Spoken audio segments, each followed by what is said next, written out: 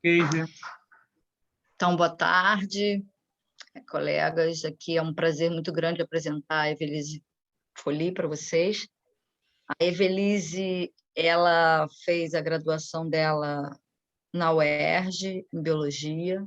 Lá ela fez estágio no laboratório da Vera e do Jaime Bastos, né? Esse laboratório trabalha com pesticidas, resistência a pesticidas e enzimas detoxificantes dos peixes. Então, lá ela fez esse trabalho, né, trabalhava com isso na parte da conclusão da graduação, foi com peixe, modelo de peixe. E aí, quando eu entrei na UERJ como professora visitante, eu acho que foi em 98, eu conheci a Evelise lá e convidei para vir fazer pós-graduação na UFRJ, né? E aí ainda, né, Evelise, ainda com peixe, então a Evelise fez o mestrado aqui no Instituto de Bioquímica Médica da UFRJ, sob minha orientação, com o peixe, o Pieractus mesopotâmicos, né, o pacu, e aí ela caracterizou uma paraoxonase, que é uma enzima detoxificante que era presente na HDL. Então, ela caracterizou a HDL do Pieractus mesopotâmicos e demonstrou que tinha uma paroxonase associada a essa enzima. Então, o trabalho foi bastante legal. E depois disso, ela decidiu mudar de linha e no doutorado ela se interessou por trabalhar aqui no laboratório, imagina, né? Ela trabalhava com peixe aqui no nosso laboratório, né? Então, ela foi contaminada pelos barbeiros e pelos parasitas, e decidiu começar a trabalhar com a interação do Rhodnus prolixus e o Trypanosoma rangeli, e sob a minha orientação e com a orientação da professora Narcisa. E lá ela aprendeu a parte de microscopia, né, e foi a Evelise que implementou no meu laboratório a cultura de parasitos. Então, a passagem dela aqui foi bastante importante para o laboratório. Ela organizou tudo, montou toda essa parte, ajudou na compra dos equipamentos, então essa etapa foi muito importante. Depois disso, ela defendeu o doutorado, né, nesse tema, e com a demonstração pela primeira vez da necessidade, da dependência de um parasito, de uma lipoproteína do seu vetor, que no caso ela é lipofurina, então trabalho bastante importante. E depois disso ela teve uma passagem rápida pela Fiocruz e prestou concurso para Rural, para a Universidade Rural. Então, lá na Rural, ela ficou, acho que era um departamento, se eu não me lembro, departamento de Bioquímica da Rural. Instituto de Bioquímica, durante 3 anos. E aí, depois, ela fez o concurso para a UF, onde ela está até hoje. E aí, na UF, na Rural, ela foi associada ao laboratório, né, colaboração com o laboratório da Vânia, que trabalha com fungos entomopatogênicos e carrapato, né? Controle de carrapatos por esses fungos. E depois, ela, agora na UF, ela continua trabalhando numa área biotecnológica também, né? Além dos carrapatos, outros modelos, e é isso que a gente vai ver hoje. Então, Evelise. Muito obrigada, Gê. Então, vou compartilhar aqui. Opa, sumiu a minha tela. Um minutinho que não está aparecendo a apresentação agora. Você está no computador certo? Tô. Quando eu botei o share, ele não apareceu o... agora apareceu o PowerPoint. Isso. Apareceu. Legal.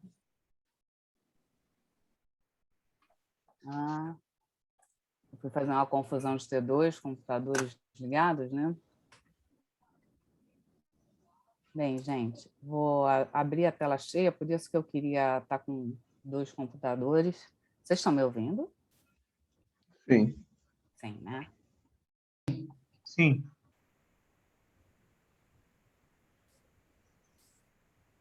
Então, primeiramente, agradecer ao convite, né, para falar aqui. Na verdade, é muito bom poder falar um pouco do que eu estou fazendo, mesmo porque eu passei muito tempo sem, inclusive, poder falar o que eu estava fazendo. E eu estou trabalhando há um tempo com interação com empresas, então tem muita coisa que eu não posso divulgar. Então, muita gente não sabia nem do que eu estava trabalhando naquele momento, né?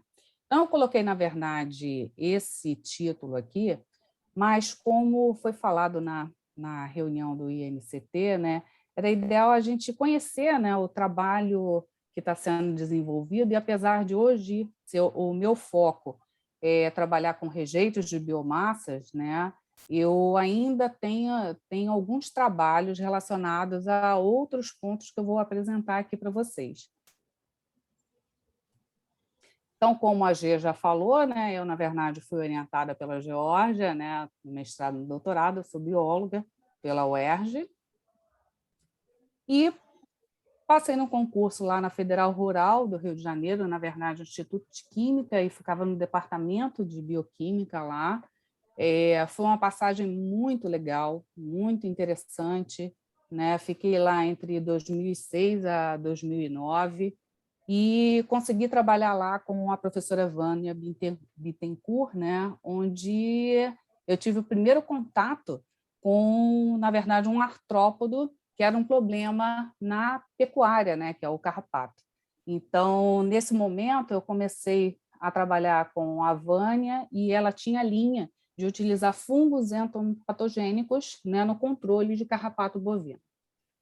Mas aí, né, na verdade, essa ponte aérea, né, vamos dizer, seropédica Niterói, Niterói seropédica, isso começou a ficar meio cansativo. E aí pintou o concurso para a UF, né, que é do lado da minha casa, e aí, felizmente, né, no concurso em 2009, não tinham 293 candidatos, na época tinham 51, eu até brinquei que era uma boa ideia, né? Mas consegui passar e é o meu vínculo atual. Mas aí, quando a gente, né, entra numa universidade, tem aquela pergunta, né? E agora, o que eu vou fazer da vida? Né? O que eu vou fazer nesse momento?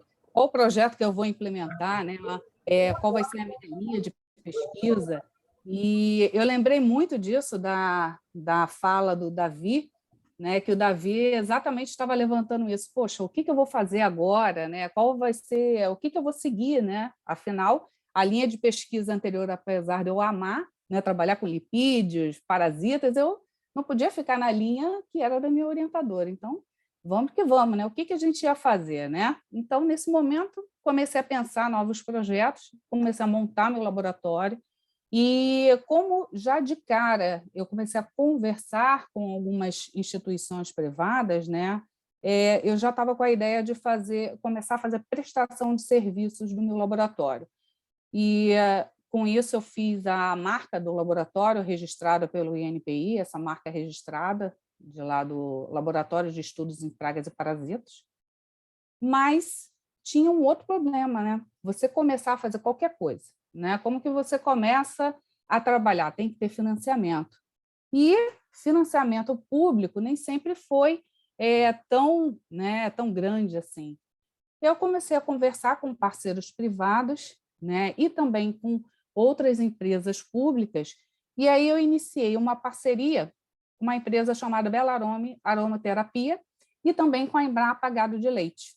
E aí, na verdade, a Belarome ela tinha uma ideia de tentar dar outras utilizações a óleos essenciais, que eram óleos essenciais já de conhecida produção. Então, na verdade, óleos essenciais que a gente chama de comerciais, você já sabe o quanto você consegue produzir deles, né? Então, a gente começou a trabalhar, eu vou falar um pouquinho, né, desse histórico antes de entrar na parte de biomassas, tá? Então, na verdade, eu comecei a trabalhar com carrapato bovino, né, ficava lá pedindo para o ITA, né, sempre as teleógenas, pelo amor de Deus, manda teleógena, e a gente começou a trabalhar com efeito acaricida, né, de óleos essenciais dessas plantas, né, de plantas, né, que você já sabe a escala de produção. Então, na época, eu tinha a Rafaele Venturelli e a Camila, que estavam iniciando comigo, fizeram mestrado e doutorado comigo. Esse foi um dos trabalhos que publicaram na área, né, utilizando óleo essencial de pimenta e de limão, com atividade acaricida interessante. Depois, outros óleos, né, foram surgindo, né, para testes, e a gente conseguiu perceber que, misturando os óleos na mesma proporção, a gente conseguia reduzir a quantidade de óleo essencial nas formulações que a gente estava testando, né, também com efeito acaricida interessante. E, na mesma época, né, surgiu, na verdade, o professor Leandro, da Faculdade de Farmácia, aqui da UF, e o professor Leandro ele faz óleos essenciais e extrai também, faz extratos de plantas que ele retira da Restinga de Jurubatiba, aqui no Rio de Janeiro. E, na verdade, esses óleos são interessantíssimos, sabe? Porque essas plantas vivem numa condição muito adversa, né, da Restinga. Então, o metabolismo secundário delas é maravilhoso. Então, a gente tem assim atividades excelentes, mas que têm que ser investigadas e depois a gente tentar pegar essas plantas e colocar para produção comercial. Então, na época, trabalhamos com óleos essenciais de Restinga, né? E aqui demonstrando só para vocês que, na verdade, a gente utilizando no máximo 5% de óleo essencial, a gente tinha um efeito acaricida maravilhoso. Mas o problema, né, do óleo essencial de lá da Restinga de Jurubatiba é que a gente tinha um tiquinho para trabalhar, então trabalhava sempre ali no limite. Então, com o tempo, a gente passou a fazer menos trabalhos com essa parte de óleo essencial de Restinga. E aí, na mesma época, né, eu ganhei um outro presente, que é a minha aluna Alessandra Ster, que a G até foi da banca de defesa do doutorado dela, e a Alessandra ela começou um trabalho em que envolvia tanto a Federal de Juiz de Fora, né, a Embrapa Gado de Leite, e, de início, a gente continuava trabalhando com óleos essenciais de plantas comerciais, né, e propusemos algumas formulações, né, lá na UFJF. Eu tinha uma colaboração com a professora que era da Faculdade de Farmácia, né, que é a Penha, né, a Maria da Penha, e a gente conseguiu umas formulações muito interessantes, né, durante esse período. Mas esse não era o trabalho da Alessandra, né? E ela foi para o laboratório na Embrapa Gado de Leite, da Márcia Prata, né? Que trabalha, né, com carrapato, e, na verdade, dentro, então, do trabalho da Alessandra, nós utilizamos nematóides entomopatogênicos, mas esses nematóides entomopatogênicos já se sabia a atividade deles, já se sabia que eles tinham um potencial grande de utilização para o controle do carrapato, mas tinha um problema, eles ressecavam no ambiente. Então, eles ressecavam muito no ambiente, e a Alessandra chegou até testes em vivo, né, onde ela fez formulações que mantiveram esses nematóides vivos para aplicação no ambiente. Tá? Então, isso aqui foi um dos primeiros resultados que ela teve, né, demonstrando que você tinha uma percentual de eficácia muito grande no controle do carrapato, utilizando esses nematóides entomopatogênicos. Hoje, a Alessandra é professora da Federal de Juiz de Fora, né, e está lá, né, trabalhando. Então, isso aqui foi o trabalho, né, que envolveu essas formulações de nematóides entomopatogênicos, e foi um trabalho muito gratificante, porque nesse trabalho tem pessoas assim super especiais, né? Como, por exemplo, o John Furlong, que está lá na Embrapa, né? Tem a Cláudia Dolinski, né, que trabalha com nematóides entomopatogênicos, o Caio. Então, foi um trabalho muito legal, com um grupo muito interessante, E ainda tem algumas coisas que a gente está fazendo aí no momento, mas esse foi o trabalho da tese da Alessandra. Bem, mas aí outro trabalho que eu desenvolvi aí desde que entrei na UF, né, na verdade foi um trabalho que ele misturava um pouco de extensão com um pouco de pesquisa em si, né? Então, eu tinha a minha aluna, que é a Clarissa Varajão, que ela trabalhava comigo e ficava também na Pesagro Rio. A gente tem uma colaboração técnica com a Pesagro do Rio de Janeiro, e ela foi traçar o perfil, né, de mastite em bovinos em pequenos produtores no noroeste do estado do Rio de Janeiro. Então, ela coletou material desse noroeste aqui quase todo, conseguiu isolar várias bactérias, né, que estão lá no banco da Pesagro, né, disponíveis. Quem quiser utilizar essas bactérias, elas estão lá disponíveis. E, na época, né, ela aproveitou esse trabalho de coleta e também fez uma série de treinamentos, né, com esses produtores para conseguir fazer com que eles tenham menos incidência desse tipo de problema, que é a mastite em bovinos. Na verdade, o Rio de Janeiro ele tem uma característica de ter pequenos produtores, né, para leite.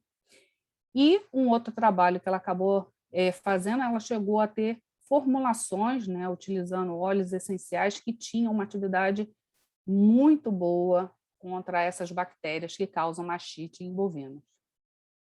E aí, continuando, na verdade, essa interação com a Pesagro Rio, hoje eu tenho um aluno que é o Silvio Galvão, né, que ele está lá na Pesagro, e o trabalho dele, além da Pesagro, envolve outras instituições, como a Secretaria de Agricultura e Pecuária, né, Pesca e Abastecimento do Estado do Rio de Janeiro, a Emater Rio, e uma empresa que é uma empresa que tem a característica de agro, que ela acaba trabalhando fazendo doces com frutas, que é a Fumel.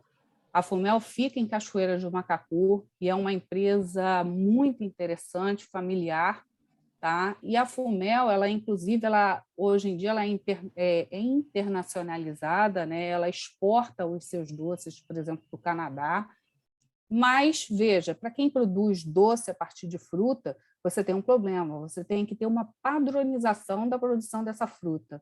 E aí teve um trabalho bem interessante em que o Silvio se envolveu, que ele é engenheiro agrônomo, de capacitar produtores de frutas, né, para conseguir atender a demanda dessa empresa. Então, isso aqui foi um momento em que um produtor conseguiu ser aprovado, né, para fornecimento dessas frutas para a Fumel, e a Fumel tem uma série de ações muito interessantes em que eles estimulam muito esses produtores que estão ali presentes. Esse aqui é o senhor Nelson, né, diretor da Fumel, também entregando essa aprovação para o produtor. Além disso, o Silvio, na verdade, tem um trabalho de mitigação de uma doença fúngica de bananeiras, tá? Que é a cigatoca negra, e ele trouxe esse fungo para o laboratório. Hoje a gente tem ele isolado e para começar alguns testes também de atividades antifúngicas. Uma outra interação, né, que a gente tem aqui no laboratório é uma interação com o laboratório, com a empresa Bactron, né, e a Fiocruz, onde eu tenho uma aluna, que é a Maria Beatriz, que desenvolve todo o seu doutorado dentro dessa empresa, né? Então, ela, na verdade, participa, né, do doutorado acadêmico para inovação, né, que é um projeto do CNPq, e esse projeto ele é interessante porque ele envolve tanto a instituição, né, de pesquisa, como a empresa, e você obrigatoriamente tem que ter um supervisor dentro da empresa e um orientador acadêmico. E, na verdade, dentro desses projetos, a gente tem que atender uma demanda daquela empresa. Então, no caso da Bactron, estamos desenvolvendo um dispositivo para avaliação de antimicrobianos, mas, por enquanto, eu só posso falar isso. Bem, Então tá, né? Isso foi uma história, né, do que a gente estava fazendo até aquele momento. E aí, o que fazer a partir de agora, né? A gente teve os testes com óleos essenciais, né, que foi muito legal, teve atividades interessantes, mas de repente eu comecei a pensar assim, né? A gente pensa em pesticidas, né? Qual o grande problema de pesticidas e qualquer aplicação, né, para conseguir fazer controle de pragas e parasitas, né? Um dos grandes problemas seria o desenvolvimento de resistência e também resíduos que acabam ficando naquela produção, né? Naquele alimento que está sendo produzido. Então, eu comecei a pensar nessa situação, né? O óleo essencial era um caminho, mas aí tem a questão da produção. E aí, de repente, no momento, eu conheci, né, um grupo em que eles trabalhavam com resíduos de biomassas, tá? E aí eu vou contar essa história daqui a pouquinho.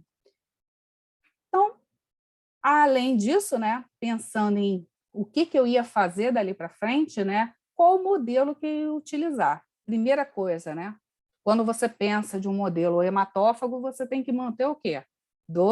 Pelo menos dois locais, né, um para você ter o coelho, ou quem vai fornecer o sangue, e o outro seria, na verdade, o insetário. Então, na verdade, isso se torna muito caro. Você manter um bicho hematófago é muito caro. Então, por isso, eu comecei a pensar, né, em um outro tipo de modelo e comecei a olhar para esses bichinhos aqui, que são as pragas de grãos armazenados, que até o Davi também comentou, né? É muito barato você manter esse tipo de modelo, porque você coloca farinha, milho e consegue utilizar esse modelo e manter ele em colônia. Então, na verdade, essas pragas de grãos armazenados, a gente divide em dois grandes grupos, né, que são as traças e os besouros, e a minha paixão, na verdade, são esses besouros. Então, esses besouros que estão aqui destacados, né, o Citófilos eamais, Rhizoperta dominica, Tribólio castanho e o Alfitóbio diaperinos, eu mantenho eles em colônia, tá? E quando eu iniciei a colônia, eu recebi um grande apoio da Embrapa Milho e Sorgo, para conseguir classificar, identificar e iniciar essa colônia com esses bichinhos. Acho que alguém abriu o microfone, não sei se era para perguntar alguma coisa. Bem, então, continuando, então, no laboratório eu estou com essas 4 espécies, né? Na verdade, o Alfitóbio diaperinos, ele é bem maior do que está nessa escala aqui, mas eu vou mostrar daqui a pouquinho. Então, só para ver a importância desses insetos, não somente porque era mais barato para manter, né? Mas eles têm uma importância econômica porque existe uma perda, em média, de 13 toneladas de grãos por ano por conta do ataque dessas pragas. Tá? Então, essas pragas aqui, elas acabam atuando em silos de armazenamento de grãos, em produtos já processados, e causam uma perda muito grande, né, na produção de grãos e alimentos. E no caso, o Alfitóbio diaperinos, ele é um tenébrio, tá? E ele é conhecido como cascudinho. Não é à toa que ele é conhecido como cascudinho. Por quê? Porque ele tem um exoesqueleto super duro. E, na verdade, ele é considerado uma praga da produção de aves, tá? Porque ele fica na cama, né, de produção das aves, ou até dentro, como esse caso aqui, dentro do coxo de alimento das aves. Além disso, a larva, né, desse inseto, ela é uma larva que ela tem uma capacidade de perfuração muito grande. E ela consegue perfurar, por exemplo, a parte de madeira, né, da estrutura ali do aviário, né, do galpão, como também a parte de cimento. E ela faz essa perfuração, se coloca aqui nesse destaque que está aparecendo, uma larvinha, para ela conseguir empupar e virar um inseto. E aí, o controle desse inseto acaba sendo muito difícil, porque essa larva, como ela penetra, ela, inclusive, para você conseguir acessar e jogar algum tipo de droga para controle, é complicado. Em laboratório, a gente tem uma média de vida desse inseto em torno de 45 dias, mas já se falou em chegar até 100 dias de vida a campo desse bichinho aqui. Então, qual que é o grande problema desse Alphitobius, né? Eu acabei falando mais um pouquinho dele, porque eu vejo poucas pessoas trabalhando com esse modelo. O Alphitobius, na verdade, ele acaba sendo vetor de várias doenças para as aves, como a salmonela, Escherichia coli, tá? Aspergillus.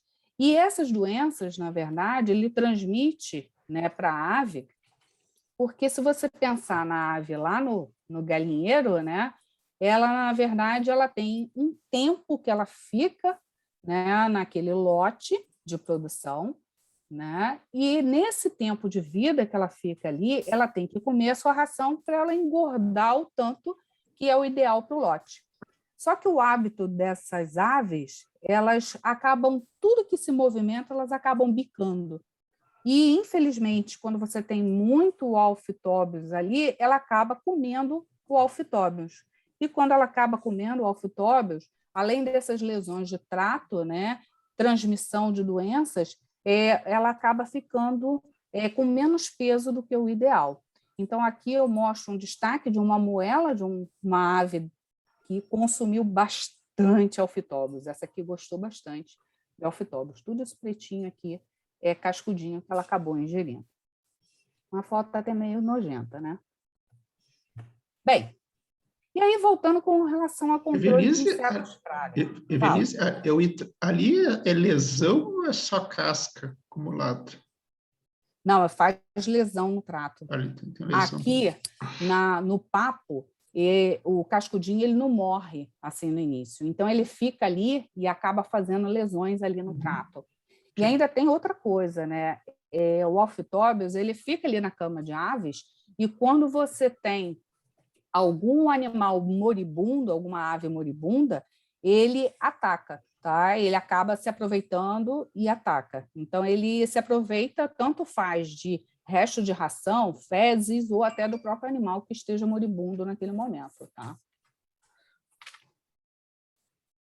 Bem, e aí, no caso de controle desses insetos pragas, né? Aqui no nosso grupo, não é nenhuma novidade, né? Aqui existem, na verdade, vários inseticidas químicos que são utilizados, né? No caso dos galpões de criação de aves, né? Isso aqui é a foto de um grande produtor de produtos para combate desses insetos, em que eles preconizam exatamente isso. Você retira o lote e depois você jateia, né?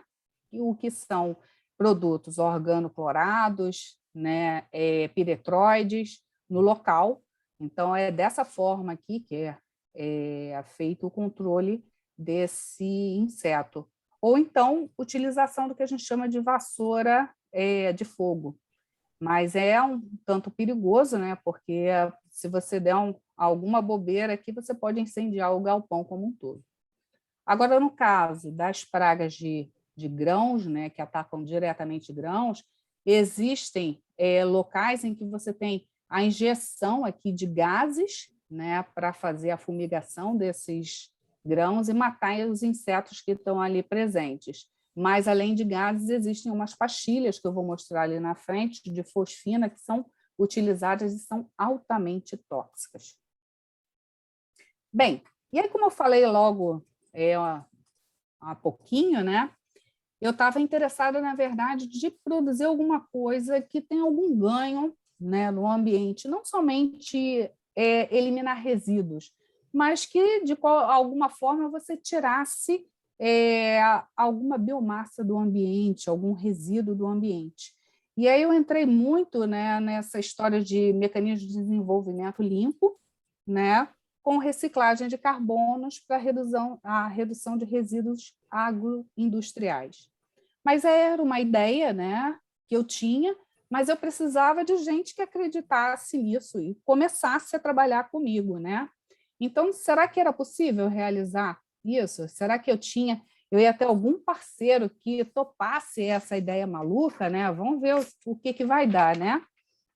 E aí eu comecei, na verdade, a conversar com o professor Gilberto Romero, que está aqui, né? Ele é professor do Instituto de Química da UF, e ele que é o fundador do Sincroma, que é o laboratório de síntese orgânica, cromatografia e química ambiental. E aí, na verdade, o professor Gilberto, ele já fazia um processamento, que é um processamento antigo de pirólise, tá? É uma técnica antiga em que ele pegava resíduos de biomassa, já pegou resíduos de N coisas, até lixo urbano ele já utilizou. E ele tinha muito foco de tentar gerar o que eles chamam de bioóleo, né? Para conseguir gerar energia. Mas nem toda biomassa consegue ter um bioóleo com uma capacidade energética grande.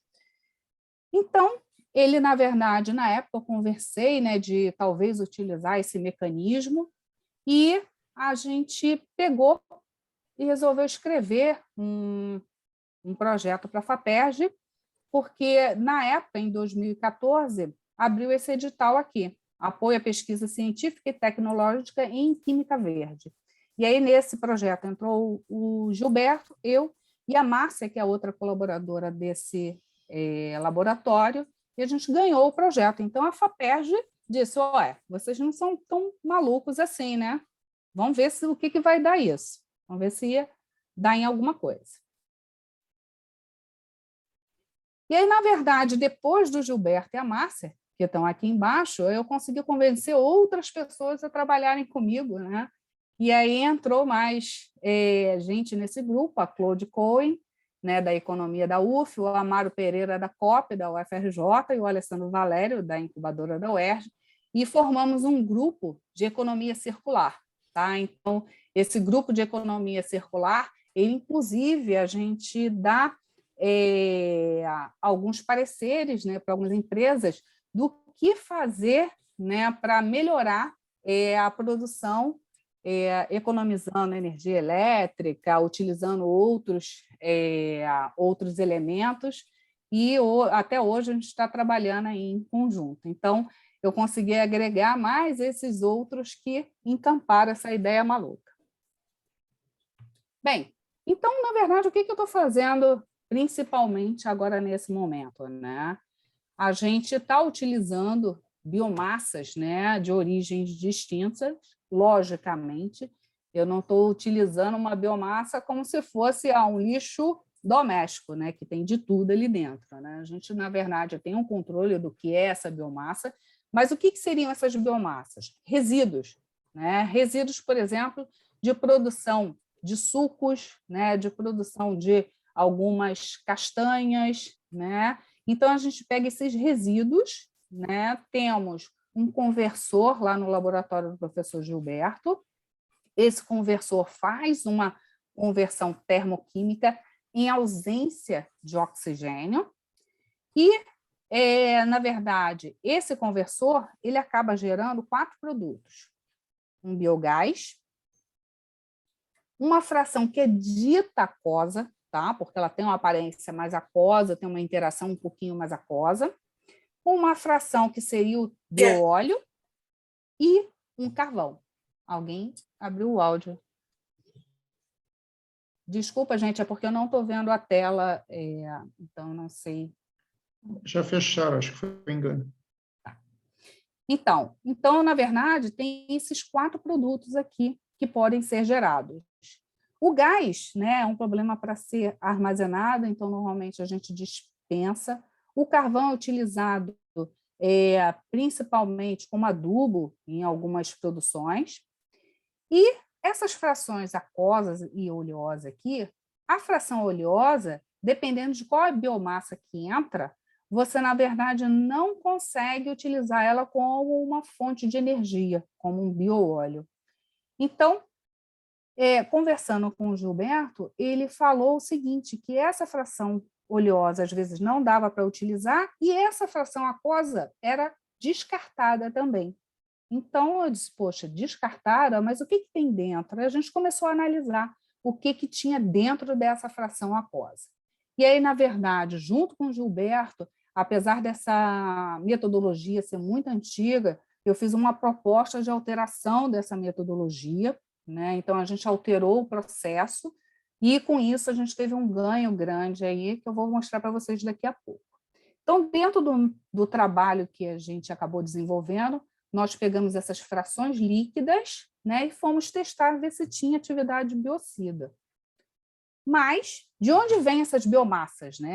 Essas biomassas têm que vir de algum lugar. Então, eu tenho parceiros, né, que fornecem essas biomassas, como a Fumel, que eu já citei anteriormente. No caso, a Fumel ela tem um problema que ela tem um resíduo gerado em torno de 2 toneladas dia. Tá? Um outro parceiro seria a cooperativa de colhedores, né, de beneficiadores de licuri, lá em Caldeirão Grande da Bahia, e a empresa Imbiara, que produz sucos, né? E aí, dependendo de qual suco, ela me dá uma biomassa diferente. Então, na verdade, eu tenho esses parceiros que fornecem esse material e me ajudam dentro do restante do processo. E aí, na verdade, aqui um exemplo, né, de uma biomassa que foi cedida pela Fumel, e esse foi um teste de repelência, né, feito com o Alfitóbios geperinos, e uma fração aquosa que foi retirada, nós conseguimos um índice de repelência que chegou a 91%. Então, aqui, né, nessa filmagenzinha, né, dá para mostrar que do lado esquerdo é onde a gente colocou a droga, tá? E do lado direito seria o controle sem droga nenhuma. Então, a gente percebe que o Alfitóbios ele fica bem aqui, né, tentando se afastar cada vez mais dessa área que está tratada. Então, na verdade, essa biomassa, além desse índice de repelência, já percebeu que ela tem umas outras frações interessantes que a gente está tentando, inclusive, montar algumas armadilhas com esse tipo de fração que saiu. Como a gente ainda não está com esse trabalho avançado, eu só coloquei aqui qual seria a família, né, da biomassa. E aí, na verdade, outro teste, né, que é um teste que mimetiza uma aplicação para conseguir tirar os insetos dos grãos, né, seria esse teste chamado de fumigação. Então, na verdade, o que é o teste de fumigação? Você, na verdade, testa se aquele inseto, você causa alguma mortalidade naquele inseto só com o que evapora, o que passa para o ar. Então, na verdade, esse teste mimetiza o que é feito nos armazéns, né, de grãos, onde, não sei se vocês conseguem ver, aqui tem um plástico em cima de várias sacarias, né? E embaixo desse plástico é injetado um gás, ou então eles colocam essas pastilhinhas aqui, que são altamente tóxicas, são pastilhas de fosfina. Então, eles colocam essas pastilhas aqui embaixo, e aí os grãos recebem, né, aquele gás que vai saindo e acaba matando os insetos que estão ali. Só que você tem um residual que acaba ficando ali no alimento. Então, no caso, no laboratório, o que a gente faz? A gente tem vidros de tamanhos definidos, de concentração de ar, que a gente sabe de quantidade de ar aqui dentro, coloca na tampa um papel filtro, onde nesse papel filtro é colocado a droga. Depois, insere os insetos e vai observando. Então, fizemos testes fumigantes, né, com Rhizoperta dominica, tribólio castanho, e tivemos uma atividade tão legal, né, utilizando a biomassa vindo lá de Caldeirão Grande, e a fração aquosa dessa biomassa, ela, na verdade, ela era fracionada em 5 frações diferentes, e no caso do Rhizoperta dominica, né, todas as frações após 96 horas tiveram uma atividade interessante, fumigante. Mas o tribólio castanho, essa atividade ficou entre a fração 1 e 2. E aí, na verdade, esses resultados aqui, eles fazem parte, né, de uma patente verde que foi concedida esse ano para o nosso laboratório, né? Eu lembrei bastante da apresentação da Marisa, onde ela fala que a gente pode pedir prioridade de análise, e eu já, na verdade, já tinha seguido essa prioridade de análise, né, e consegui essa patente verde concedida em menos de 2 anos. Então, aqui é essa mesma, dentro dessa mesma patente, né, só que com o Alfitóbios japerinos, e a gente consegue perceber que, na verdade, muda a fração que tem maior atividade, que seria, na verdade, a fração 3. Todas essas frações, né, tiveram a sua a composição química definida, e realmente, quando você vai fracionando isso aqui, você consegue uma diferença entre cada uma delas, que é importante e pode, inclusive, concentrar mais a atividade contra um determinado inseto. Então, esse trabalho, né, rendeu aí a carta patente desse ano. Evelise, Fala. Evelise, eu me perdi aí. Pode falar. Esse material é o aquoso ou é Aquoso. uma polar? É o aquoso, Então, né? é o aquoso. É o aquoso. É Tem a a fração composição aquosa. dele? Você fez a composição? Seus colegas químicos? Fiz a composição com os colegas químicos lá. Você está usando o total, não é isso? Não, na verdade, não é o total. A gente fraciona essa fração aquosa de acordo com a saída dela do equipamento. E aí, quando ele sai do equipamento, dependendo da ordem em que vai saindo, na verdade, a primeira fração que sai eu denominei como fração 1, a segunda fração 2, e assim sucessivamente. Então, é a fração aquosa, realmente, só que a gente fracionando consegue ver que, de acordo com o que vai passando o processo de pirólise, você tem a saída de compostos distintos. Então, com isso, na verdade, a gente teve ganho, né, de atividade, como aqui, por exemplo, a fração 3, que pode ser utilizada para alfitóbios, e, no caso, a fração 2, né, seria mais para o tribólium, por exemplo. Legal.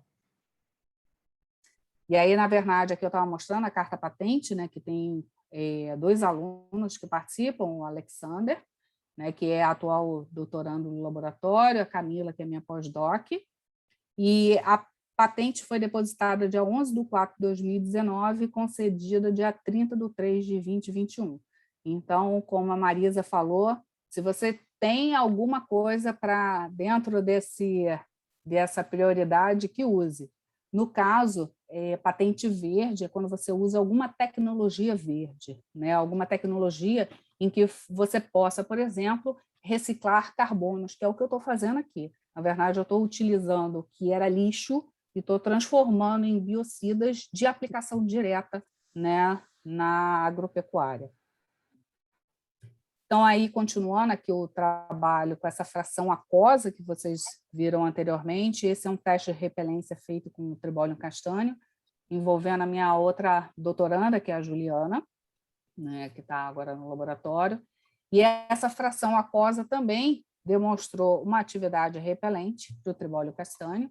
Aqui é a mesma coisa, né, onde está a droga, né, e aqui é onde está o inseto, e a gente percebe que o inseto ele acaba, migrando para o outro lado. Não quis funcionar o gift de novo, gente. Olha lá. Então, os insetinhos ficam mais para o outro lado da fração. Então, isso foi uma outra atividade que a gente está analisando agora. Mas, pensando, né, na aplicação desses produtos de pirólise, primeiro que eles têm uma carinha feia, tá, gente? Não vou enganar vocês, não. Eles têm uma carinha feia, eles são assim, produtos escurinhos, dependendo da biomassa, eles são bem feinhos. Então, a gente está tentando trabalhar melhor a carinha desse produto para conseguir ter parceiros para terminar o desenvolvimento desses produtos. E aí vem o que é o trabalho aqui da Juliana, né? Em que ela está desenvolvendo pastilhas fumegantes com esses produtos. Então, a gente já conseguiu desenvolver algumas pastilhas que estão aqui, ó, onde a gente insere esses produtos em um pó, né? e depois leva para essa prensa aqui, que a gente tem lá no laboratório, para gerar essas pastilhinhas, que tem uma carinha muito mais bonitinha para a aplicação, né? Você gerar uma pastilhinha fumegante para colocar no mercado. Gente, se tiver alguma dúvida, é só me interromper, tá? É que eu não estou vendo vocês.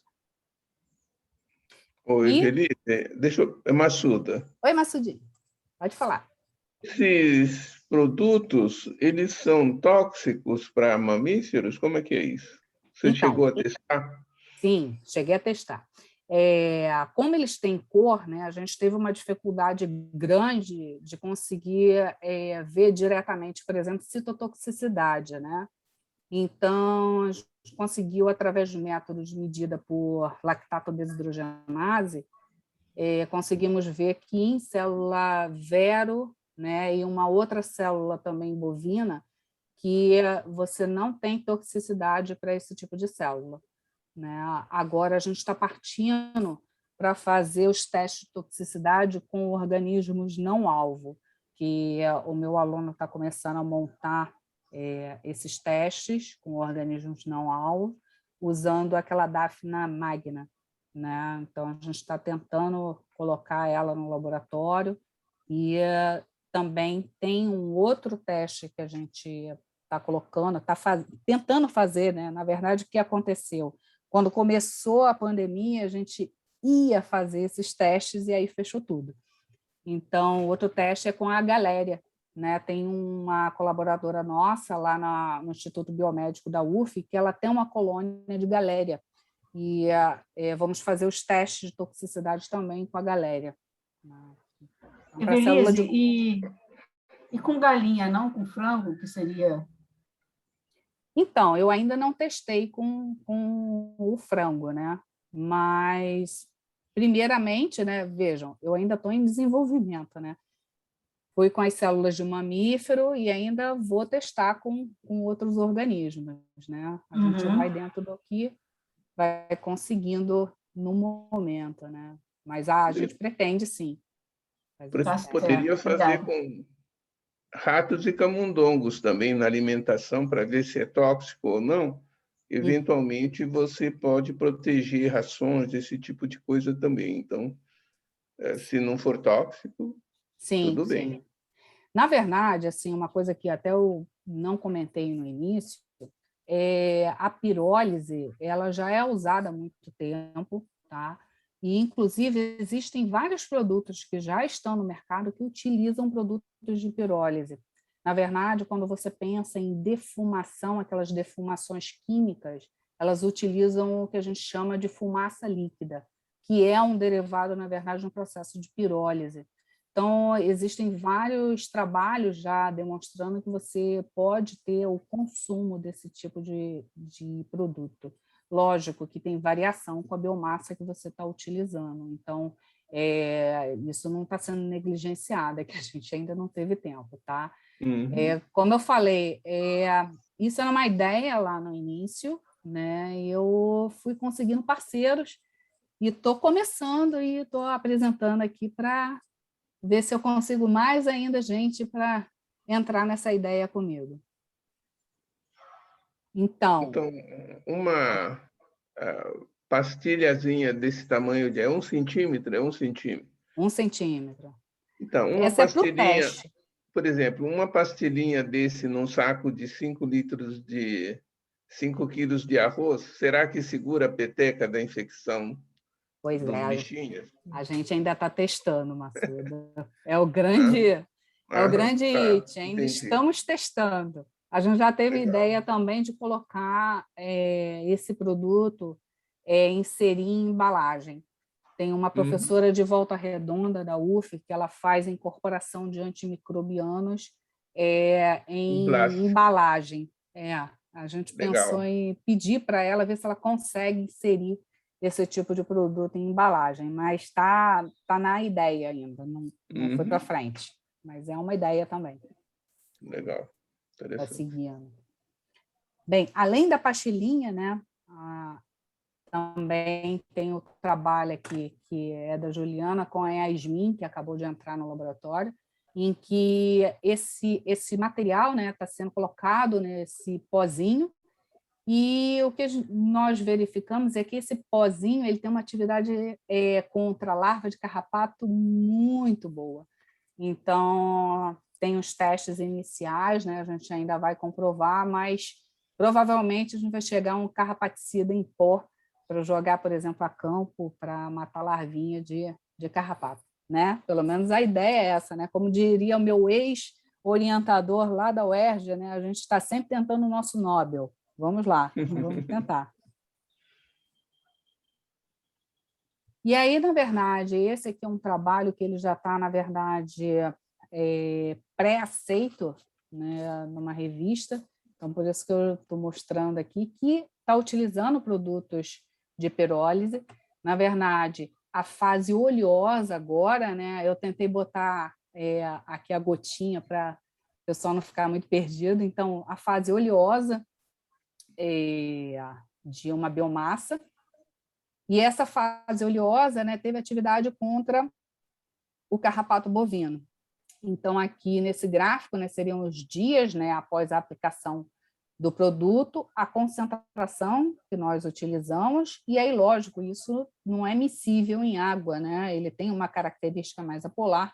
Utilizamos, então, o detergente, que é o Tulin, que está aqui, né, como controle, e a água também como controle, para verificar que, no caso, eles não estavam interferindo e era realmente a atividade desses produtos de pirólise, né? Então, aqui a mortalidade em dias, comparado, né, à mesma cepa, quando você utiliza carrapaticidas, né, acaricidas comerciais. Agora, o ITA deve ter doído a orelha, carrapaticida, né, o ITA, é acaricida. Então, vamos lá. Tudo igual. Tudo igual, né? Mas eu prefiro falar acaricida, acho mais bonitinho. Evelise, aqui é o Genta, deixa eu fazer uma perguntinha. Todas? Vamos lá. Como é que vocês estão lidando com a... Não. É uma pergunta que vai, pega vários dos compostos e eu vou fazer ela agora porque eu vou ter que sair para pegar as minhas filhas na escola. Então, olha só, como é que vocês estão discutindo com a questão da variabilidade desses óleos, né, da fonte de óleo da planta ou da biomassa? Vocês têm avançado nessa discussão? Então, na verdade, essa padronização e toda essa mudança de metodologia da pirólise, ela passou por isso. Nós padronizamos quantidade e tipo de biomassa que está entrando lá no reator, né? Então, a gente tem esse controle desde o início que está entrando e como vai sendo a saída do material, a gente faz volumes fixos certinhos, tem um tempo determinado de aquecimento. Então, assim, isso foi uma metodologia que a gente foi quebrando a cabeça e chegamos a um ponto que, inclusive, na patente, na verdade, a patente não é só dos efeitos biocidas, e sim também da mudança na metodologia que foi proposta pelo grupo. Então, a gente alterou a metodologia e conseguiu esse ganho. Então, a gente tem uma padronização da biomassa que está entrando, porque não dava para você, cada hora, botar uma coisa diferente, porque, com certeza, ia sair algo diferente lá na frente. Então, existe uma preocupação grande nessa padronização e a gente segue, por isso que tem os fornecedores bonitinhos, né? Eles têm sempre a mesma biomassa. Então, por exemplo, se você vai fazer uma imbiara, vai fazer o suco de maracujá, ela sempre faz da mesma forma, a biomassa que sai é daquele mesmo jeito, né? Então, pode ter, assim, na época, ter algum fornecimento diferente de maracujá, vamos dizer, pode ter algum diferente, algum momento que tem uma diferença, e aí pode ter uma alteração. Isso a gente vai ter que olhar ainda. E como é que vocês estão propondo o controle de qualidade dessas frações? Quais são? Vocês têm padrões de referência? A composição é conhecida? Como é que está indo isso? Então, a gente acompanha pela composição, né? Tem os marcadores principais, e estamos andando com os testes de prateleira, né? Então, o que seria o teste de prateleira? Você olhar para o produto, né, daqui a um ano, ver como que ele se comporta, se ele está funcionando daqui a um mês, daqui a 2 meses. se ele flocula, se ele faz algum tipo de bolotinha ou se ele se mantém solúvel. E é importante realmente essa questão da formulação, em que se adicionam outros compostos ali, para a gente conseguir manter eles mais estáveis. Mas isso está em andamento, porque primeiro a gente está rastreando os efeitos. O que eu estou mostrando aqui para vocês, isso já, na verdade, já foi muita, né? Já tem muito teste atrás. Tiveram várias outras biomassas que não deram atividade nenhuma, né? Porque eu escutei muito, né? Você vai usar isso aí, não dá em nada, isso aí não tem atividade, é tudo igual. Não, não é tudo igual. Na verdade, dependendo da biomassa que entra, da padronização, muda muita coisa. Agora, isso aí é uma coisa meio na questão do quando você vai entrar nos testes de prateleira, porque um teste de prateleira é um negócio pesado, né? É um trabalho gigantesco, né? Sim. E vocês não têm feito alguns testes preliminares de estabilidade das formulações antes de entrar num teste de prateleira para valer? Então, na verdade, a gente está com um em teste de prateleira e outros começando esses testes de estabilidade, né? Ainda, na verdade, a gente não conseguiu começar por causa da pandemia. Ficou só no pensando, vamos fazer, né? Não conseguiu. E você tem alguma... Porque, na verdade, assim, não sei se vocês sabem, né? Lá no Instituto de Biologia, nós ganhamos um prédio novo de pesquisa e fizemos a mudança exatamente na semana anterior do fechamento de tudo da pandemia. Então, a gente colocou as coisas dentro do prédio novo, fechou as portas e saiu. Então, isso foi um problema, porque tem um monte de equipamentos que ainda não estão instalados, tinha que fazer a manutenção dos bichos. Inclusive, lá a gente tem um biotério de artrópodos, né, um insetário, né, só vários artrópodos que estão lá dentro, quem quiser. E só para... Então, você tem uma ideia da estabilidade dessas preparações? Vocês já testaram isso? Tenho, assim, mas em curto tempo. Não consegui fazer um tempo mais longo. De curto tempo é o quê? Dias? Até 20 dias, alguns até 30. Não consegui mais que isso. Não deu tempo. Entendi. Só um último comentário, porque eu realmente vou ter que sair. Parabéns, viu? Trabalho lindíssimo, lindíssimo, parabéns mesmo. A gente tem um projeto que sugeriram usar drosófila como organismo não-alvo. Legal. Né? Então, fica aí a sugestão. Drosófila também, dependendo do cliente, eles aceitam, né, como organismo não-alvo. Né? Boa. Bom, obrigado, Evelise, parabéns.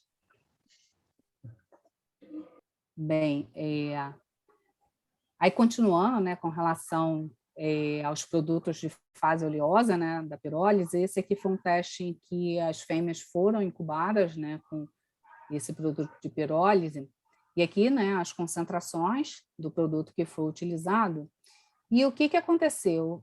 Nós percebíamos, né, que tinha mortalidade de fêmeas com 10%, 65% em média, não era tão alta assim, mas 15% você aumentava e muito a mortalidade, 25% nem se fala, mas tinha uma atividade que intrigava, né, que, na verdade, o índice, né, de postura de ovos, né, você tinha menos postura de ovos por essas fêmeas. E os ovos que eram colocados, eles acabavam não eclodindo. Então, a gente resolveu acompanhar, né, esses testes e dissecar o ovário do carrapato. Né? Esse foi um trabalho feito pela Camila, que, inclusive, o Genta já foi da banca dela, acho que foi do mestrado. E a gente, na verdade, quando dissecou esses ovários, né, percebeu isso aqui. Esse seria o controle e esse é um incubado com essa fase oleosa. Então, aí percebam que no caso do controle, olha que bonitinho, né? Todos os ovinhos aqui dentro, né, sendo formados, né? Foi o que eu comentei com o Lugulo. E aí, de repente, quando você tem, né, o bicho incubado com esse produto de pirólise, a gente vê que não forma esses ovinhos. Então, a gente não tem, nenhum ovinho aqui dentro. Então, essa foto, né, do ovário do carrapato, ela demonstra muito bem, né, que realmente tem uma interferência aqui nessa produção de ovos, e isso a gente ainda está para investigar, né? Nesse momento, a gente ainda não conseguiu ter mão para ver o que está acontecendo. Evelise, Então, Oi. Fala aí, Essas fêmeas estão vivas? Não colocam ovo, mas estão vivas? Tem fêmea viva, que diminui a postura, né? Uhum. E muito, na verdade, mas ela, na verdade, a maioria acaba não botando ovo, né? Tá vendo aqui, ó? Sim, mas elas continuam vivas. Porque quando a gente Algumas trabalha com sim. óleo, Algumas quando sim. trabalha com óleo, tem o risco do efeito ser de asfixia do carrapato. Então, esse risco de asfixia, né, durante muito tempo, quando eu trabalhava até lá dos óleos essenciais, né, muito se falava sobre isso. E eu acabei utilizando outras substâncias oleosas para conseguir demonstrar que o efeito não era por asfixia. Então, por exemplo, óleo de girassol foi colocado, óleos... E aí não tem efeito. Não tem. Óleo de girassol, óleo mineral, mas aí o óleo mineral ele é meio tóxico para o carrapato, tá? Então, eu utilizei outros óleos, que são óleos diversos, né, com densidades diversas, porque tem esse problema também, pode ser que é um óleo que tem uma densidade diferente, e aí podia ser por asfixia, mas não era, tinham vários. Por exemplo, óleo de girassol, a fêmea do carrapato achava ótimo, né? Ela disse que a cutis dela ficou excelente, ficou toda brilhosinha, ela amou, né? Então, não deu a menor bola para o óleo de girassol.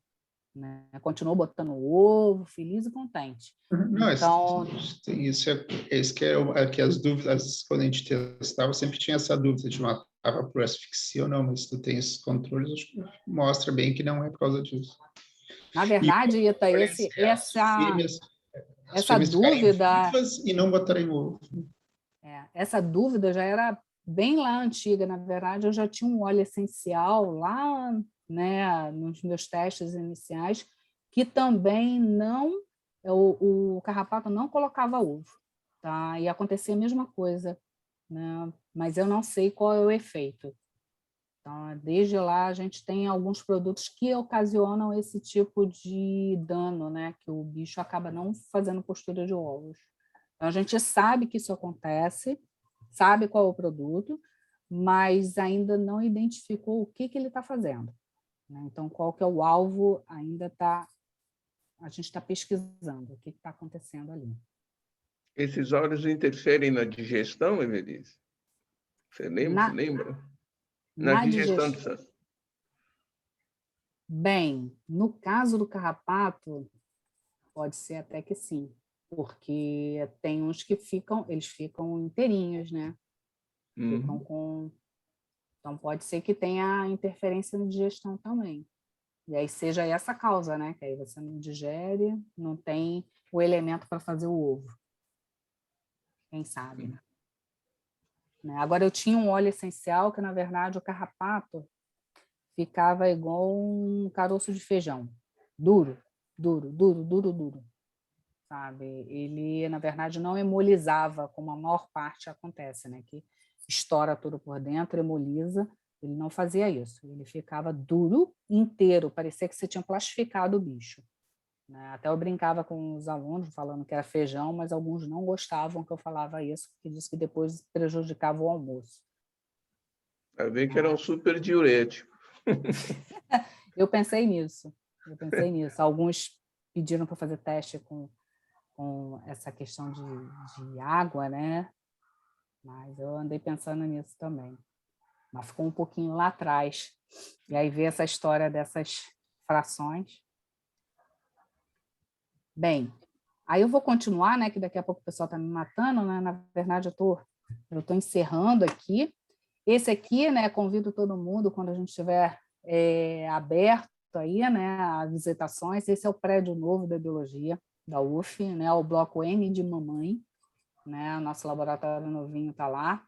Essa aqui é a minha equipe atual, né? O Lucas, Lorena, Juliana, o Silvio, o Alexander, que eu sempre brinco que ele é o responsável por pegar os potes lá em cima da prateleira, a Camila, a Bia, Yasmin e o Natan. Esses são meus aluninhos atuais.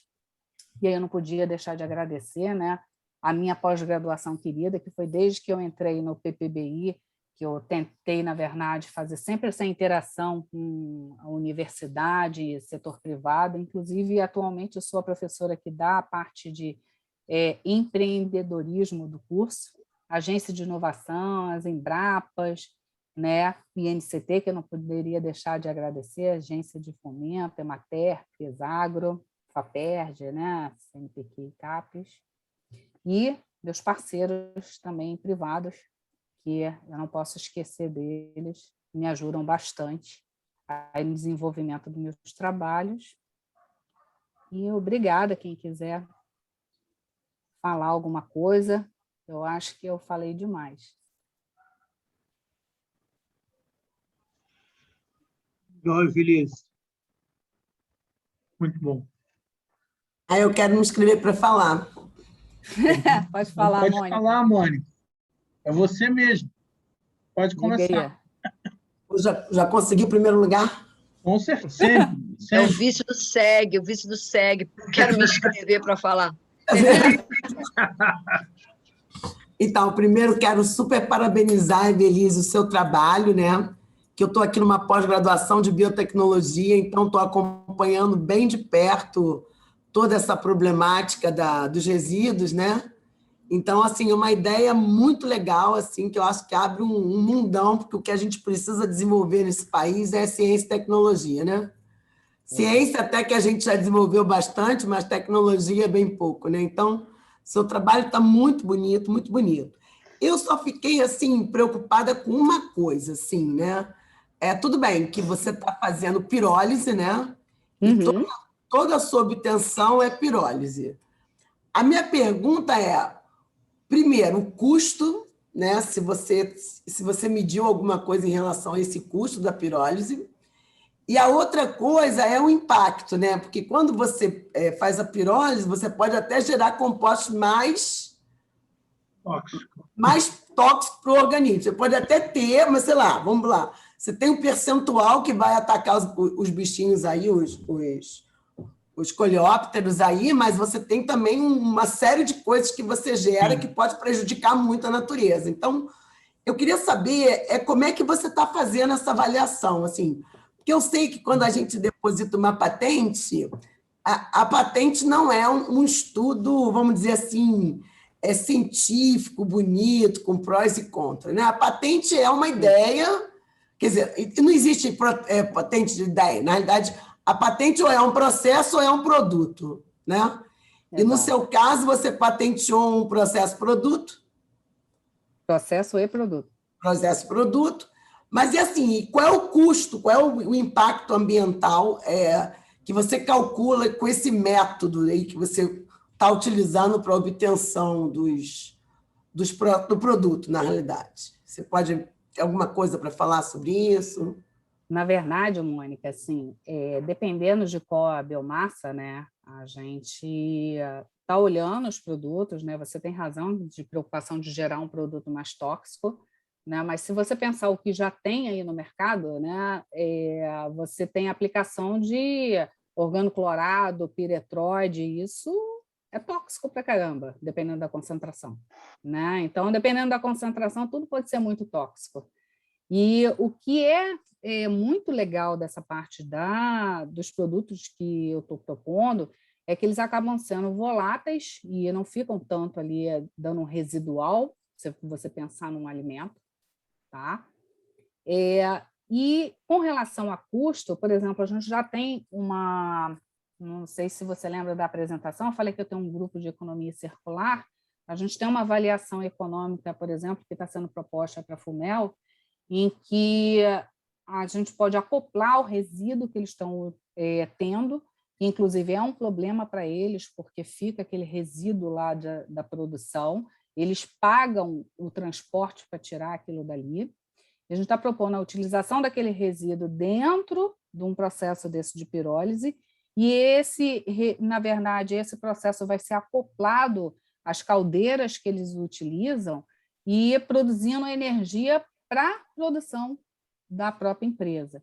Então, na verdade, você tem aí, além do próprio resíduo que está lá, que é um problema para eles, você tem uma geração de energia que eles não tinham anteriormente com esse resíduo e gerando um produto a mais. Tá? Então, na verdade, existe já um estudo de economia, vale a pena você utilizar esses resíduos, e pensando, né, no momento atual em que a gente tem essa questão de desenvolvimento limpo e sustentável, quando você dá alguma destinação a esse tipo de material, dessas biomassas, esses resíduos, você, na verdade, está ganhando em desenvolvimento limpo, tá? Principalmente. E a UF... Mas mesmo que esse destino seja a base de pirólise, você está ganhando? É porque o que eu estou pensando? Eu sei que já é prático uma parte dessa biomassa da cana, por exemplo, né, do bagaço, da palha, ela já ela é queimada para a própria indústria, isso aí já é clássico, né? Mas a minha pergunta é, a partir do momento que você está produzindo uma substância assim, que afeta um determinado nicho, né? Assim, a minha pergunta é, isso compensa? O teu estudo assim, de custo compensa? Ou você ainda não tem esse dado, né? Eu posso dizer que de uma biomassa eu já posso afirmar que sim, compensa. Compensa pelo volume de material que a gente acaba destinando e também o tipo de produto que é gerado. Mesmo porque a gente já tem alguns indícios de que essa toxicidade ela não é no nível que é utilizado, a concentração que é utilizada de biocida, né, desse biocida que eu estou propondo, não é uma toxicidade grande para células de mamífero, né? Como já proporam aí, né, eu tenho que fazer com frango ainda, na verdade a gente está no estágio inicial, mas vale a pena sim. E agora a UF é um representante, né, da ONU na rede latino-americana, né, de desenvolvimento sustentável e limpo. Então, esse trabalho ele faz parte também desse projeto. Muito obrigada. Você está de super parabéns procurando a tecnologia, tá? Vou fechar aqui meu microfone. Obrigada, Mônica. Oi, Belize, para pegar um gancho em cima do que a Mônica levantou, algumas perguntas. O reator que vocês usam, qual é a capacidade de processamento dele, esse que vocês estão usando? Então, Massuda, a gente faz uma escala de pesquisa, né? Não tem o reator gigante. Né? É um reator que dá para fazer, no caso, para fazer os testes. Né? A gente não tem um reator grande. Mas existe a escala de produção. Então, assim, existem reatores que você pode fazer a proporção para reatores maiores para conseguir fazer uma conversão de uma quantidade maior desse tipo de material. Então, a minha pergunta é exatamente essa. Quando você passa para um outro reator mais parrudão, o consumo de energia deve ser monstruoso também. Então, eu não sei se esses cálculos já foram feitos para planejando uma segunda etapa, né? Quer dizer, de custos. E a outra coisa é se vai sobrar, tem um resíduo do reator, né? Sim. Então, como processar o resíduo do resíduo? Qual o destino desse resíduo dos reatores? Quer dizer, tudo isso tem que ser levado em conta, né? Quer dizer, vocês já pensaram, planejaram um pouco sobre isso ou não? Como é que está a história? Então, por exemplo, no caso do gás, né, existem alguns reatores que você consegue fazer o armazenamento desse gás. Alguns você consegue utilizar para gerar energia, outros não. Então, existem algumas biomassas que você consegue, outras não. E, no caso do carvão, já tem vários estudos. O carvão, na verdade, o que é? Quando você passa a biomassa, né, coloca a biomassa, é o que sobra da biomassa dentro do reator. Então, é um carvão, entre aspas, ele tem muita coisa interessante ali. Então, isso está sendo utilizado como adubo. Tá? Tem vários adubos que são utilizados E fração líquida de pirólise, existem algumas comerciais que são recondicionantes de solo, já são vendidas como recondicionantes de solo, principalmente algumas que são produzidas a partir de eucalipto, né? Não é o meu caso, mas tem alguns de resíduos de eucalipto que são utilizados para essa produção de líquido para recondicionante de solo. Inclusive, a gente usa essa fração líquida para alguns testes para ver se tem uma diferença, e tem diferença do que a gente utiliza no laboratório de biomassa e conversão. Então, assim, de produtos, né, que possam ser gerados, a fração líquida, por exemplo, tem algumas frações líquidas, por exemplo, oleosas, que têm uma concentração grande energética e são estudadas para virar biocombustível. Tá? Então, tem muita coisa com relação a biocombustível. E tem outros estudos desse mesmo grupo da química em que essas frações líquidas estavam sendo utilizadas, por exemplo, para desincrustar aquelas cracas que ficam em casco de navio, eles estavam utilizando para isso. E tem utilização também, né, já comprovada, como antioxidantes de material tipo de ferro, né, de alguns equipamentos.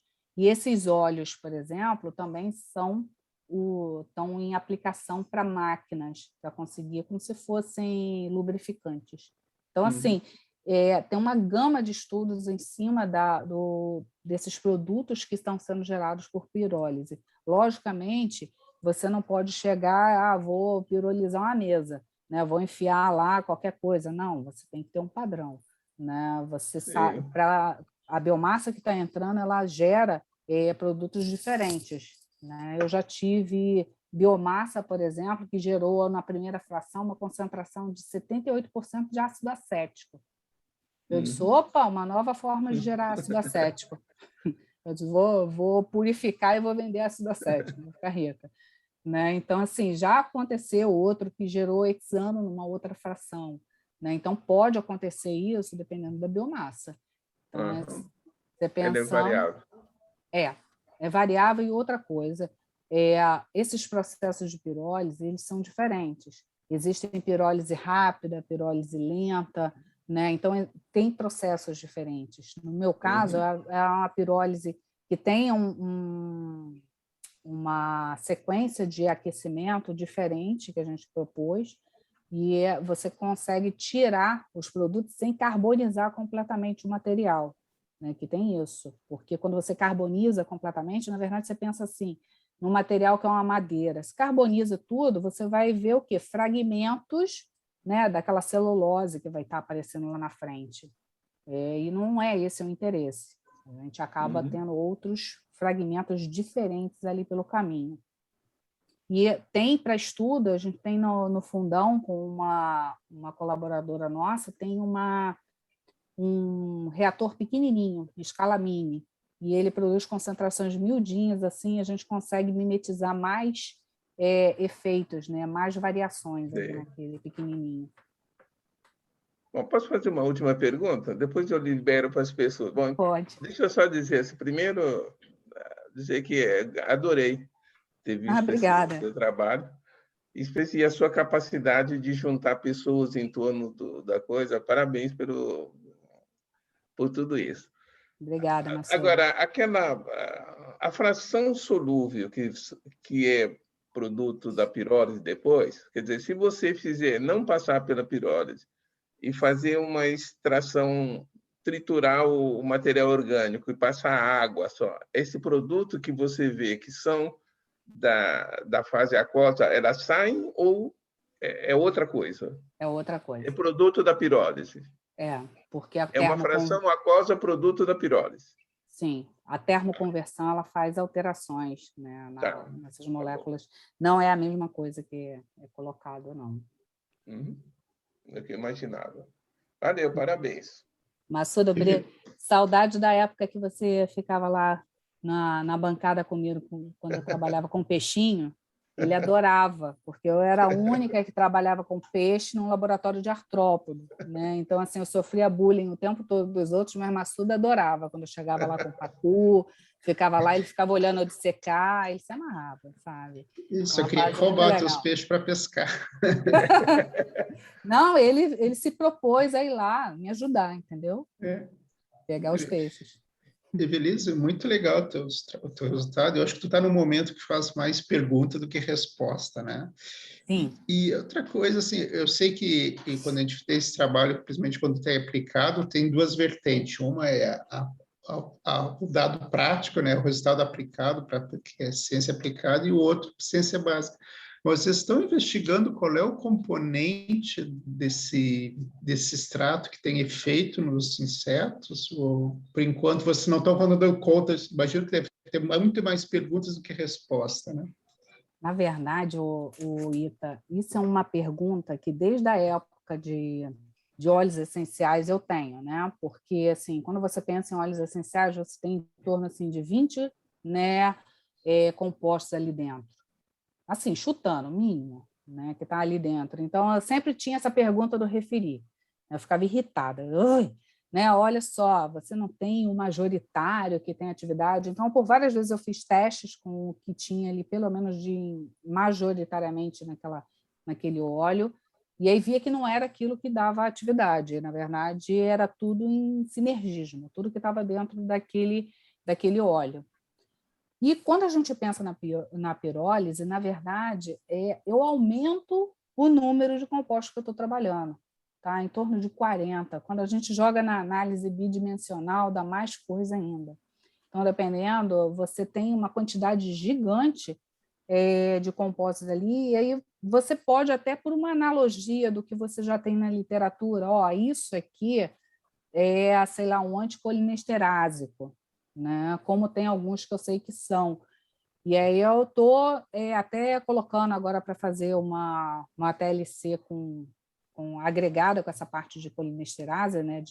Para ver se tem inibição de colinesterase, mas eu ainda não consegui fazer por conta, né? Vocês devem estar até cansados de escutar isso, por conta da pandemia, né? Mas é porque ninguém voltou. Então, era uma fase que eu queria fazer agora de testar, ver se alguma daquelas bolinhas que apareciam ali, esse aqui é anticolinesterase. Opa, é esse. Mas é muita coisa. Quando você joga no bidimensional, você fica maluco de tanta coisa que tem ali dentro. Mas eu tenho na minha mente, sinceramente, assim, que não é uma coisa isolada. Porque aí é tudo interessante, junto. porque aí tu tem atacando em vários alvos, é mais difícil parecer qualquer tipo de resistência, né? Porque não é um ponto A ideia é essa, né? Porque é muito mais fácil aparecer uma resistência quando você tem uma única molécula. Tanto é que hoje em dia existem várias drogas, antibióticos, inclusive, que estão conjugando dois ativos. Então, é por isso, é para evitar esse desenvolvimento de resistência, né? E quando você tem um produto que tem tanta coisa assim, o bicho, na verdade, ele ou sobrevive ou tchau, né? Não tem como. Muito legal, obrigado.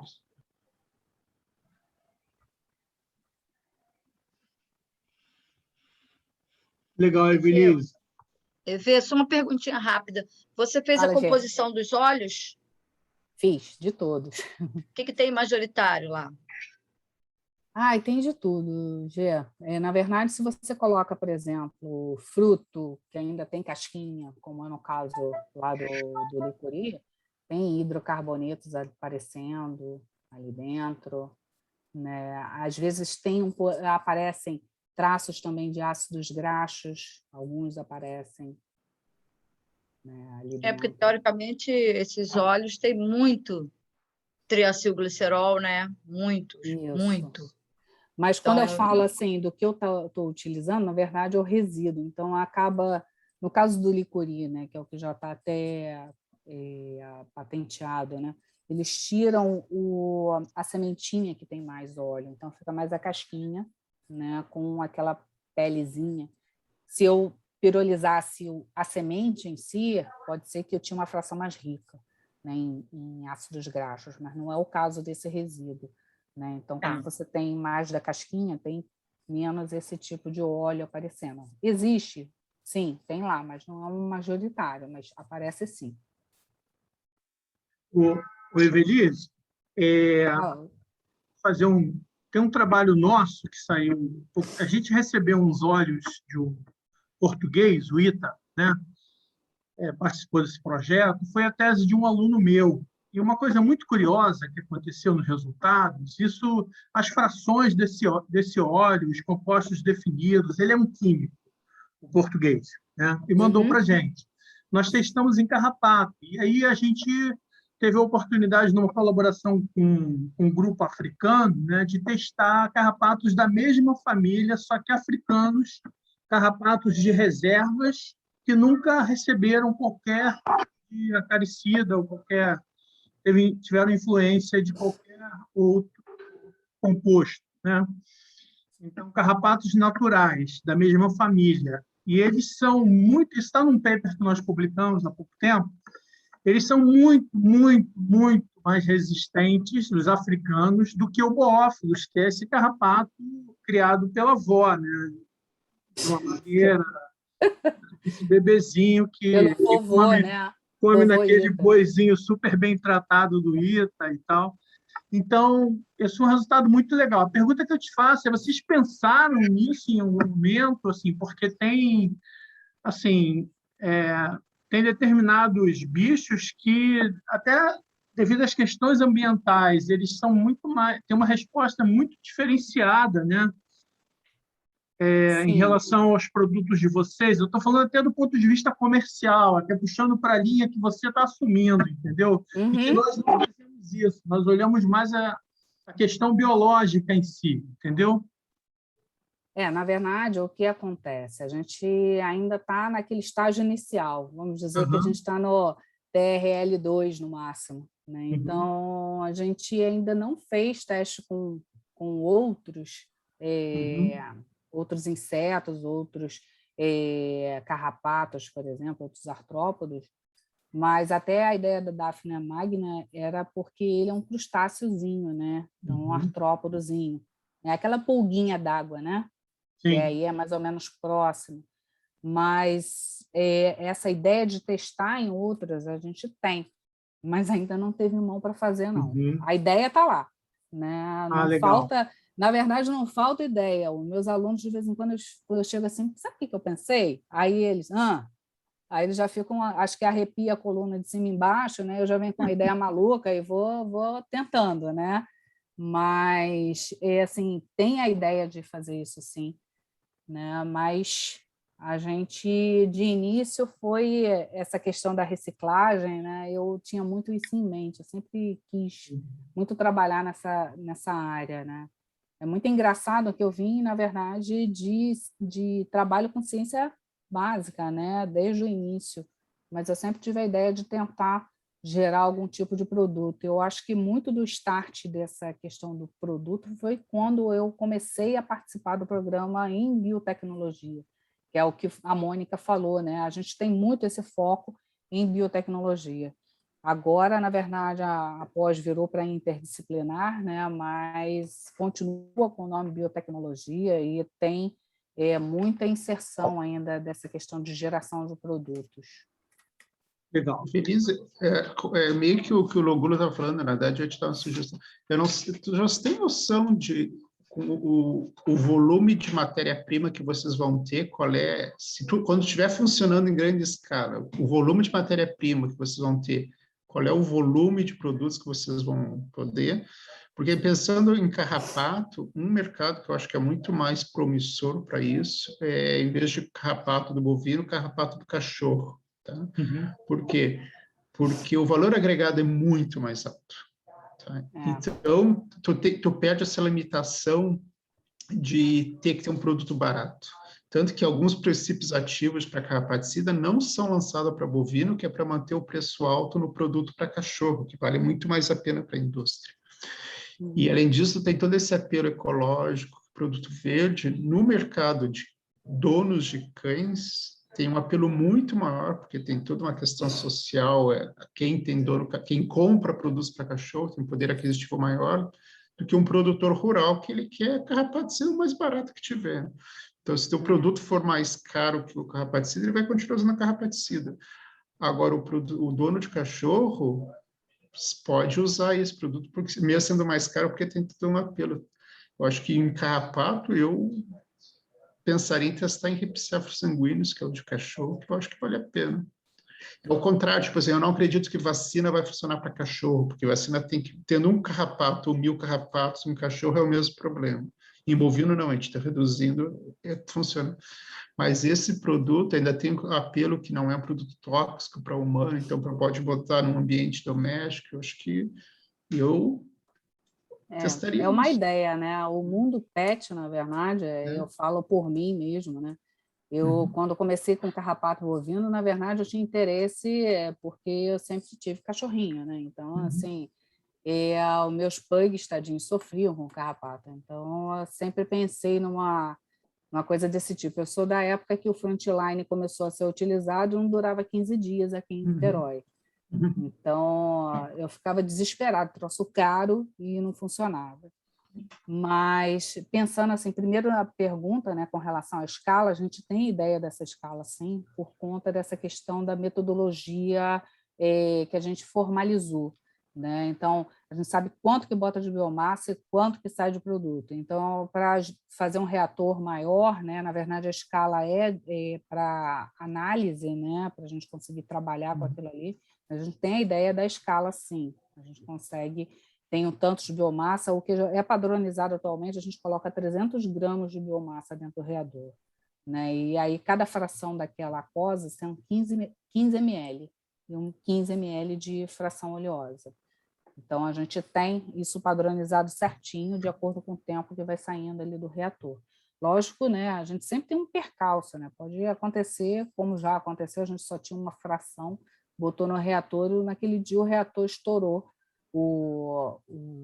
lá da parte da vidraria, vazou e aí não deu certo. Então, pode acontecer, né? Acidentes acontecem, mas aquela fração ali eu nem coloquei em estudo.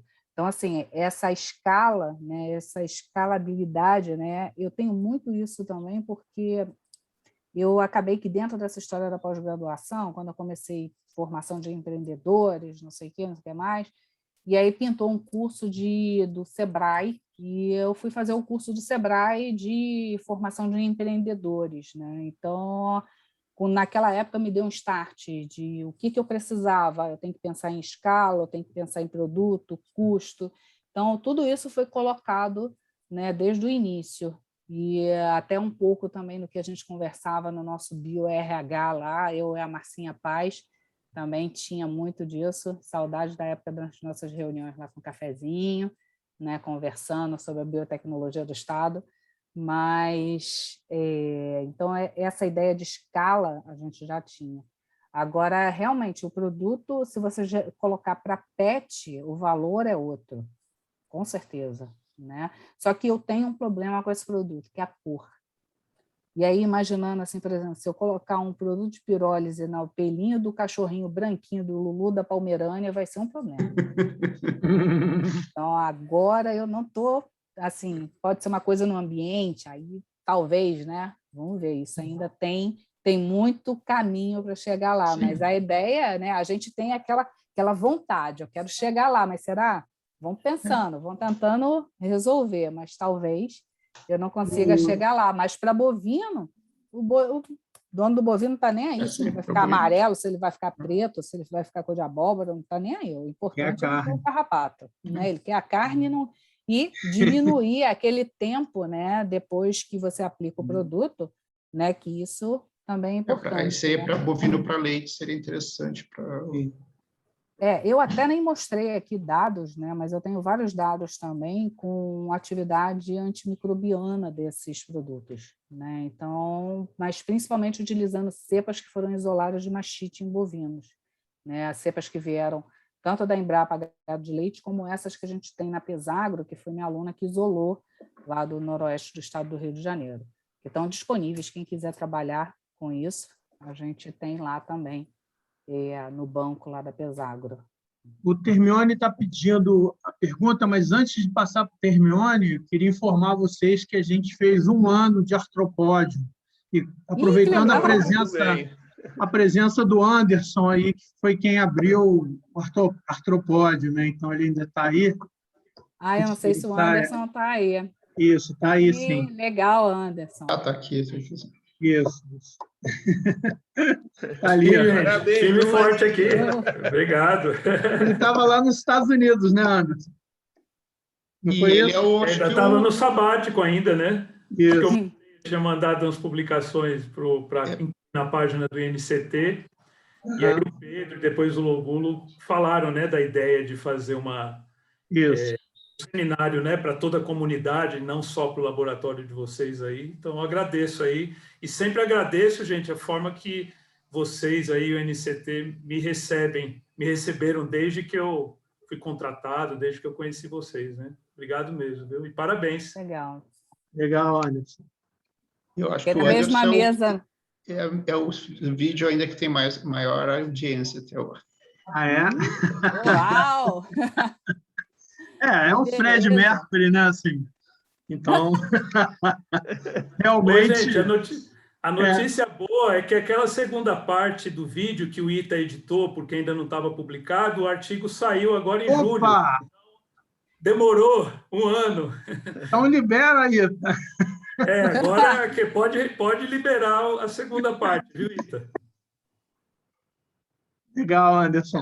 Que aí eu tenho que botar ele inteiro, não tem como... No YouTube não consegue editar, tem que colocar ele inteiro, o outro. Hermione, eu coloco depois.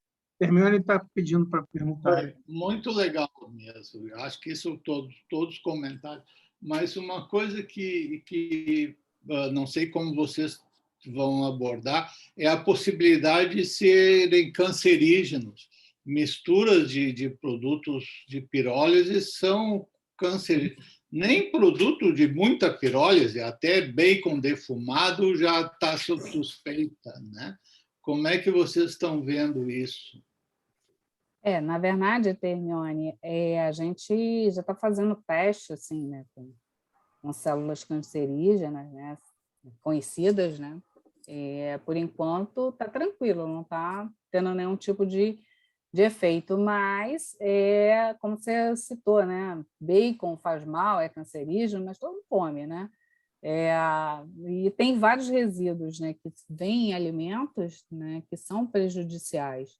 Então, assim, nesse primeiro momento, a gente tem essa preocupação, sim, tá? Eu acho que isso não está descartado, mas é o que eu estou falando, a gente está começando, está engatinhando ainda nesse processo. Né? As ideias estão todas aí, a gente já fez um rastreio gigante de biomassa, e você vê que desde 2014, antes disso, eu estava conversando já com o Gilberto, a gente colocando as coisas para funcionar, né? E agora tem esses pontos que a gente vai respondendo. Né? Essa questão do cancerígeno, né? A gente tem essa preocupação, sim. Mas, se você pensar em produtos que estão no mercado, é o que eu já falei, você tem um nível que é considerado tóxico, mas, às vezes, a outra concentração já não é. Então, de remédio ou veneno, a diferença pode ser muito pouca. Então, a gente tem essa preocupação, sim, mas isso é tudo dose, vamos dizer, dose dependente, né? Só completando o que o Ita comentou, pequeno cachorro, pet e bovino, mas pode ter o mesmo produto em 2 apresentações, uma clarinha, bonitinha, ou qualquer coisa assim, e a outra, ao contrário dos outros princípios ativos, que é fácil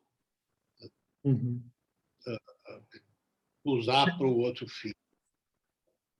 Com certeza, né? Se a gente conseguir chegar lá, né, um produto que aplique no cachorrinho e ele não fique preto, né, de amarelo fique preto, o dono queira me matar, mas tá tudo certo. Legal. Perguntas? Evelise, se não tem mais perguntas, parabéns, muito bacana. Obrigada. Eu legal. espero que vocês tenham Parabéns, entendido Evelise. essa Na nossa trajetória UF. maluca aí. Viva Niterói! Viva É Nikit! Um grande abraço. Tudo de bom, gente. Parabéns. Obrigado, Tchau, parabéns. Parabéns, Evê. Excelente Semana que trabalho. vem, Tchau. todos. Beijo. Parabéns. Tchau. Beijinho no Muito foguete. bom. Pode deixar. Tchau, pessoal. Tchau, tchau. Tchau, Beijo. tchau. Oi, gente.